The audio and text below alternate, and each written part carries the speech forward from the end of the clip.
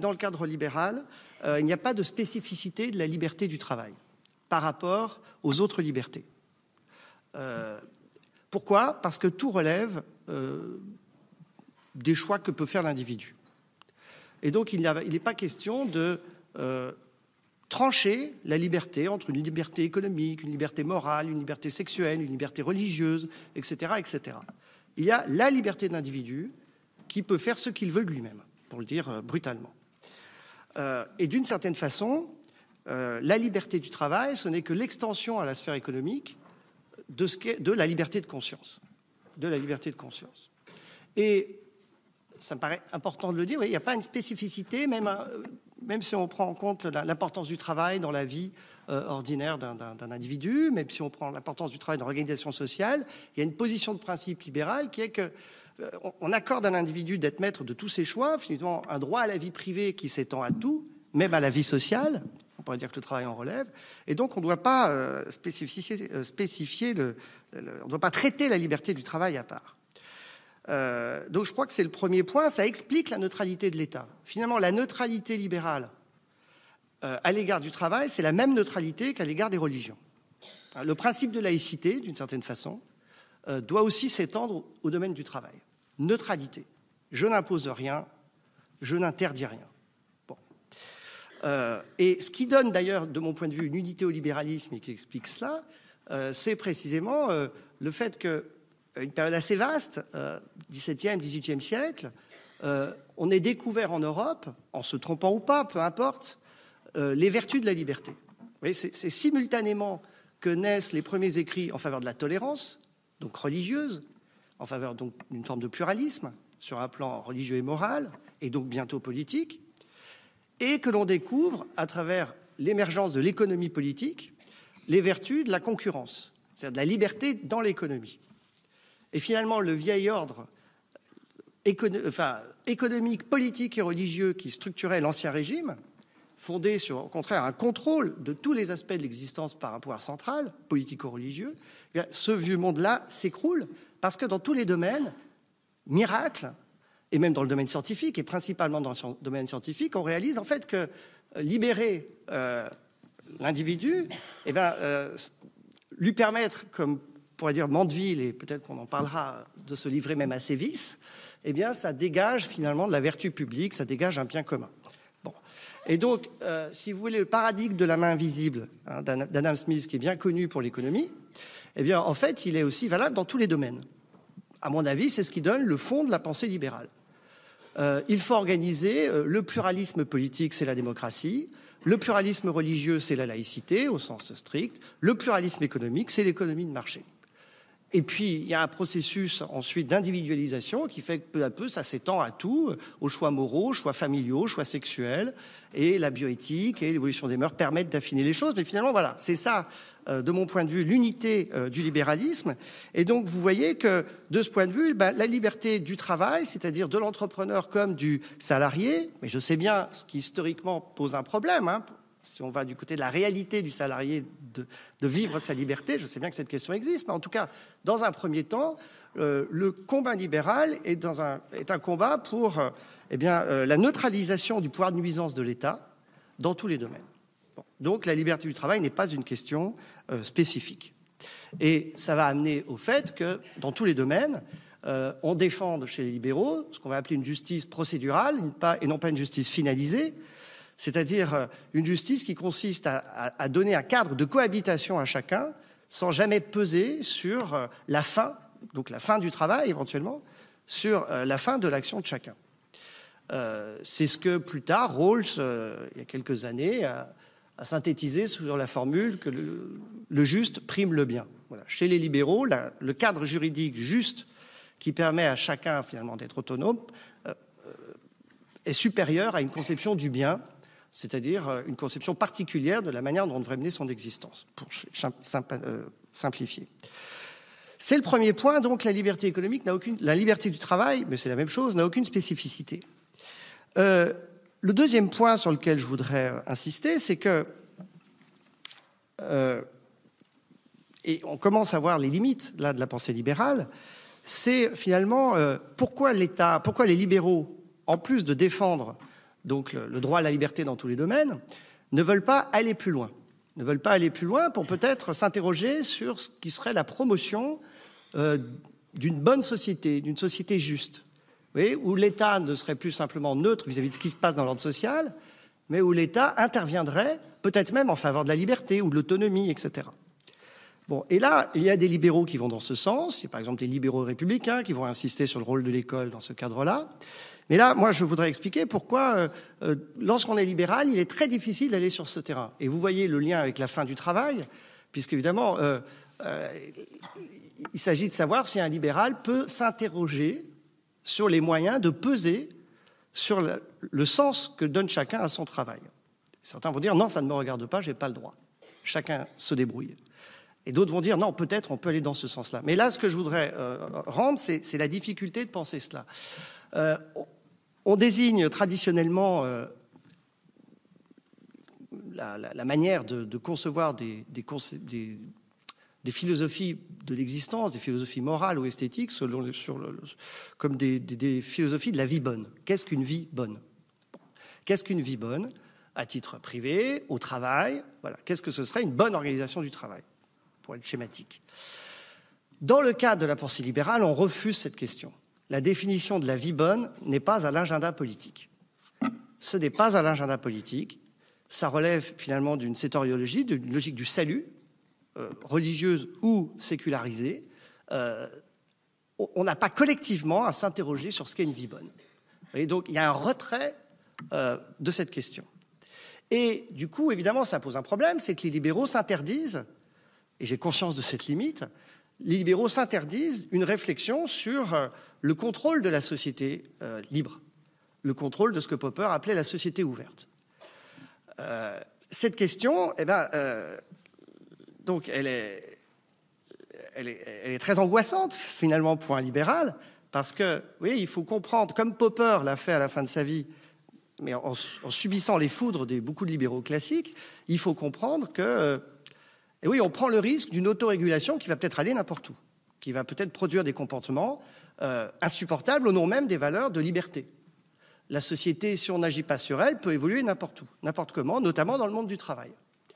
Et cet aspect-là des choses est à l'origine d'écrits qui sont apparus en France depuis 10-15 ans, qui sont intéressants parce qu'ils visent non pas les limites économiques et sociales à proprement parler du libéralisme, mais ses limites culturelles.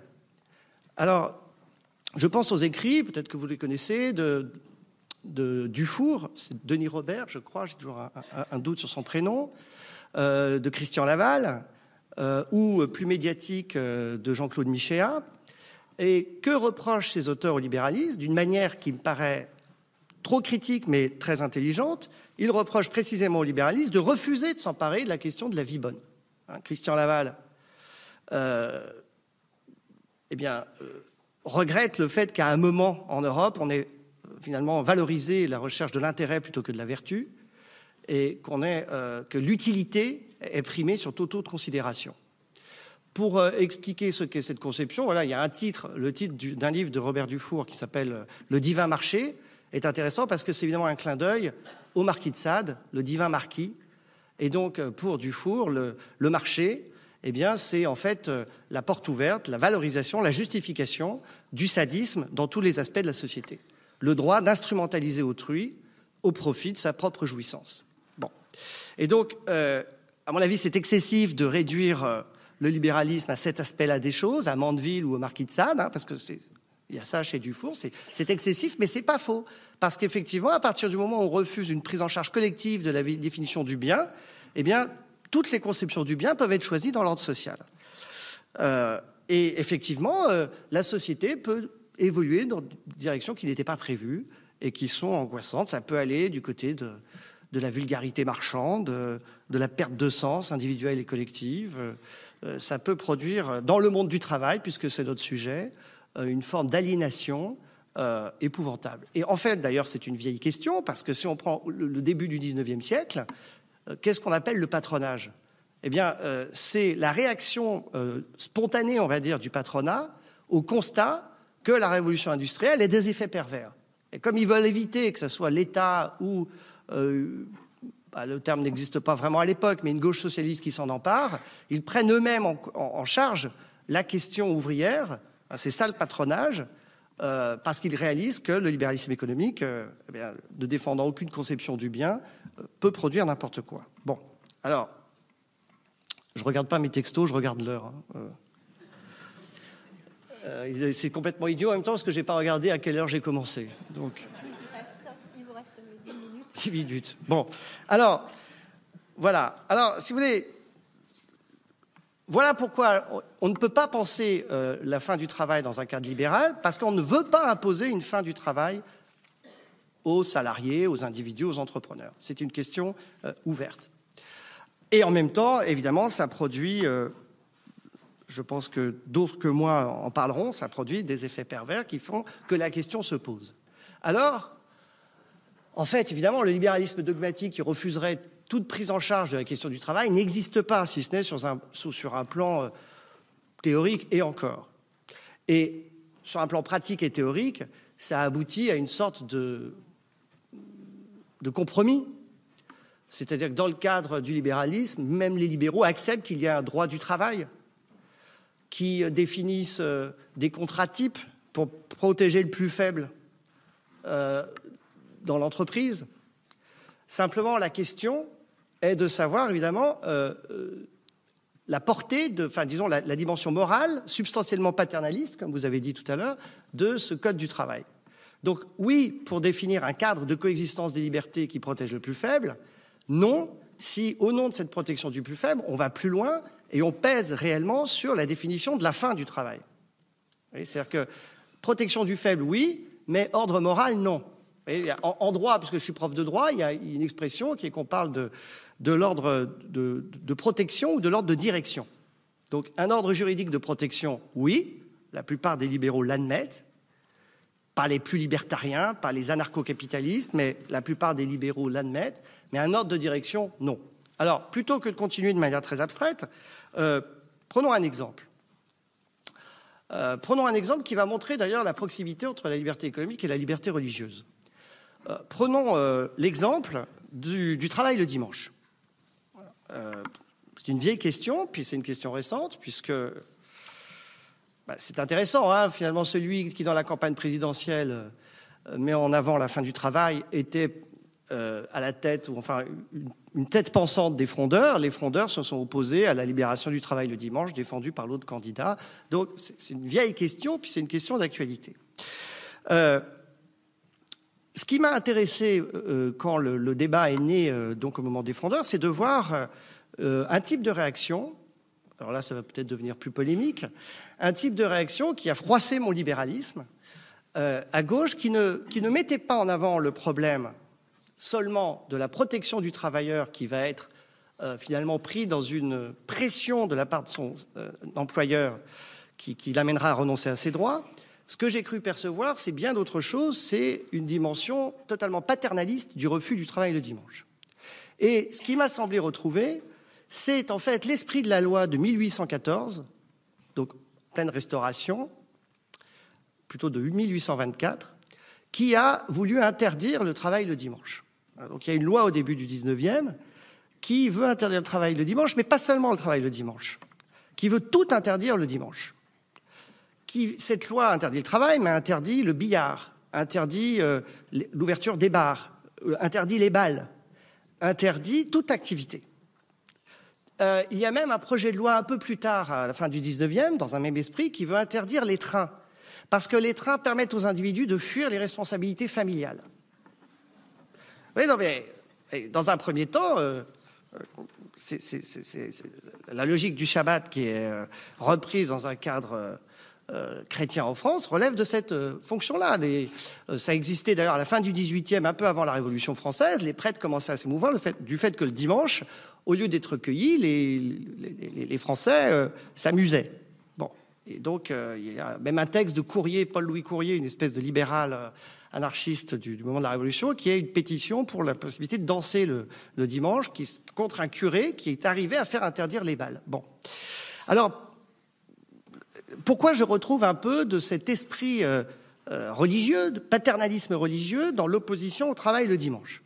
Eh bien, je m'appuierai pour cela sur un texte qui m'a stupéfait de Martine Aubry. Un texte de Martine Aubry, je vais donner quelques termes, c'était c'était un texte dans Le Monde, je crois, quelque chose comme ça, qui ne défendait pas le travailleur, de mon point de vue, mais qui critiquait le travailleur qui devient consommateur. Donc, c'était vraiment pas une défense juridique du plus faible, c'était une charge morale contre l'usage de soi par ceux qu'on a libérés du travail, mais qui se comportent de manière finalement décevante. Le titre, je crois, de l'article de Martine Aubry, c'était « Ne réduisons pas l'existence à la consommation ». Bon. Et elle a cette phrase aussi, « Le dimanche devrait être un moment précieux qui doit être consacré à la famille et aux amis ». Bon, moi, ça évoque un peu le début du 19e. À la vie associative, à la culture et au sport. Et alors, peut-être qu'on devrait aussi mettre une cravate et qu'on devrait les filles... Enfin, vous voyez, il y a vraiment... Ce qui m'a frappé dans cette critique de la loi du dimanche, ce qui m'a frappé, on ne va pas rentrer dans le fait que c'était une loi assez anecdotique en fin de compte. Ce qui m'a frappé, vraiment, c'est que Martine Aubry faisait ce que moi j'appelle du paternalisme, c'est-à-dire qu'elle mettait en avant le fait que les gens allaient avoir une vie vulgaire le dimanche. Une vie vulgaire. Ils allaient aller dans les centres commerciaux. C'est ce qu'elle écrit. Allez retrouver ce texte qui était, je crois, du 10 décembre de 2014 ou je sais plus, 2015. Je ne dis pas que c'est la seule raison de s'opposer au travail le dimanche. Et j'allais oublier, mais merci d'avoir un peu protesté, ça m'y fait penser. John Stuart Mill, à la fin du 19e, donc penseur libéral classique par excellence, admet, dans un extrait de son fameux livre de la liberté, 3 minutes, il admet la possibilité de restreindre le travail le dimanche. Il dit c'est pratique, ça permet aux ouvriers d'échapper à la contrainte, et puis il faut qu'il y ait un seul jour plutôt que 7 jours en fonction des métiers. C'est important culturellement, c'est une coutume à satisfaire. Mais il dit mais attention, il ne faut pas que ça soit un prétexte pour peser sur finalement les finalités de l'existence. Et donc on interdit le travail, mais pas les salles de bal, pas les salles de billard, pas l'alcool, etc. Bon, eh bien moi, dans ce texte de Martine Aubry sur lequel j'insiste pas, j'ai vu ça. Et pourquoi je parle de cela ? Tout simplement pour essayer de définir ce qu'est pour moi la position libérale. C'est-à-dire que on ne doit pas être prisonnier d'un côté du constat d'une médiocrité marchande et de l'autre de la volonté d'un paternalisme. Je suis désolé, ça me semble ça, quand on décide à la place des individus ce qui est bon pour eux, une sorte de paternalisme un peu religieux, pas relié à un monothéisme, mais quand même qui impose une conception de la vie bonne pour le coup. Et du coup, le travail le dimanche est un bon exemple parce qu'on peut définir ce qu'est un cadre juridique de coexistence des libertés qui permettent aux plus faibles d'être protégés, par exemple en remodelant le droit du travail, c'est-à-dire en prévoyant une rémunération particulière, en prévoyant des rattrapages dans la semaine. Mais on ne peut pas dire, comme disait Martine Aubry et beaucoup de frondeurs, de mon point de vue, non, on ne le fait pas parce que c'est vulgaire, parce qu'on doit se consacrer à la vie associative. Ça, je trouve que c'est une façon de dire à autrui, tu vivras selon mes idées et pas selon les tiennes, qui, dans le cadre de l'égalité démocratique, l'égalité des modernes, ne me paraît pas acceptable. Bon.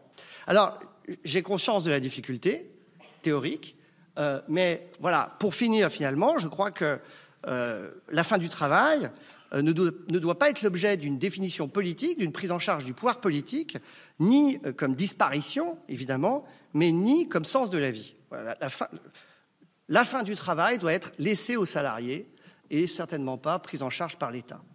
Bon, j'aurais voulu développer en parlant de Proudhon, qui, comme anarchiste, refusant le contrôle de l'État, proposait à travers le mutualisme quelque chose qui, moi, me plaît parce que va dans ce sens-là, c'est-à-dire une auto-organisation dans l'entreprise qui mêle économie et politique, qui permet de faire vivre des valeurs dans la mutualité, dans le fédéralisme, tout en considérant que, finalement, ces mutuelles relèvent aussi de l'organisation économique privée.